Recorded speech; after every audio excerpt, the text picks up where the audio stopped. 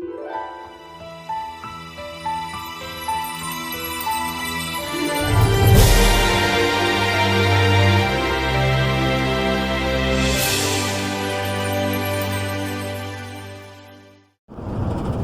this is Chris, keeping it real. Leakers Construction, a wholly owned subsidiary of Leakers Enterprises, finished up a ceiling today. Glad it's done because it was almost 11 feet and I had to do all the work off a ladder. So it was, I can't remember how many sheets it was, 13 sheets of ½ inch. I wish I'd done a video of the drywall lift. That was kind of cool. That made things so much easier. But anyway, shortly you'll see a video of the finished product. So I finished that. The owners were very happy. It's a couple who are opening up a bed and breakfast in Clarksville, Virginia. And they were very happy with it. They were going to do the painting. Thank goodness. I don't really like to paint. I'm kind of developing an affinity though for sheetrock. It's kind of cool to take something that's uneven and making it look even. Sheetrock finishing is the ultimate lie. It really is, because what you're doing is you're taking something that can never really be smooth. Like plaster, you can make it perfectly flat. There's nothing keeping it from doing that. Sheetrock is not that way. There's always a hump, there's always a bump. Butt joints can never be flat, although I have an idea for that I'm going to have to experiment on the next time we do a job with a lot of butt joints. But anyway, yeah, the finishing aspect, you go in, you do your tape. The funny thing about sheetrock finishing is you go in and you do your tape and you think, man, that looks pretty good. You go back the next day and it's dry, and think, that looks awful. I mean, it's not ready to paint. I mean, it's not awful, but it does look awful. And then you go back the next day and do the bed joint, and you think, oh man, that looks so much better than the tape joint did. But then you go back the next day and it looks terrible too. And then finally you do the skim coat, and it looks great. And generally speaking, the next day it still looks great because you put in enough mud. See, what the deal with sheetrock mud is that I really didn't comprehend until I watched a video from, and I can't remember the guy's name, but I will definitely put a link. He has a 6-part series on how to finish sheetrock without sanding. So I will definitely put it there. What I did not realize is that when sheetrock mud dries, it contracts. And so what's really going on is like it does look good when you're first putting it on, and if it stayed that way, it would be fine, but it shrinks. And so the shrinkage magnifies every little surface imperfection, like a microscopic gouge in the surface becomes this huge gouge. The sheetrock sucks up, the tape actually sucks towards the boards, and so if you have a gap in the boards, all of a sudden you have like this concave area in the tape. That's actually fascinating to me to watch it. And so that was one of the things I got from his videos, is that the realization that it shrinks, and that's why you need at least 3 coats.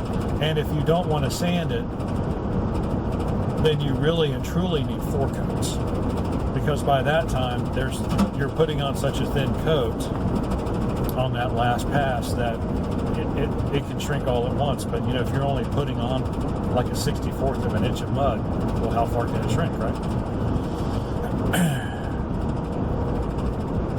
And so that was just totally interesting. The other thing he said, I might be repeating myself because I just lost track of what I said, but the other thing he said was, when you're putting on another coat of mud, it actually softens the previous coat just a tad, just superficially. And so that's it does, because it's all water based. So like it'll soften up maybe, I don't know, the first 32nd of an inch, or what I don't know what the value is. But so if you have, say, a little bit extra from the old coat, like maybe you didn't press down on the trowel hard enough, you can take care of that. That's the good way it's a much better way to take care of bad edges than and sanding, because you can just lay on a coat. Like, say you have an edge that you didn't quite get feathered out, you can lay on a little bit of drywall on that edge, let it just sit for about 30 seconds, and really trowel it hard, and it comes right out, and then you have a perfectly feathered edge. It's really interesting. It's not like, it wouldn't be like putting Bondo on a car. If you put more Bondo on a car, it doesn't do that. You just have a bigger mound of Bondo, right? But with drywall mud's different. And the same thing is with the fast set drywall compounds. They don't do that either, because they harden by chemical reaction, not by air, not by evaporation, basically, right? The water in the mud evaporates out. And of course, another thing I never really thought about was, so that's three things, right? Mud shrinks. A new coat of mud can take out imperfections in the previous coat. And then you can actually thin mud out a little bit. You can make it a lot thinner. And I found that most sheetrock that comes pre-mixed in a bucket is pretty thick. And it's pretty hard to work with. But if you put just not like, don't pour a gallon of water in your 5-gallon bucket, but even just like a few ounces of water makes all the difference in the world. I think I'm going through a school zone. I think I'm okay. It's not school time yet. School's not out yet.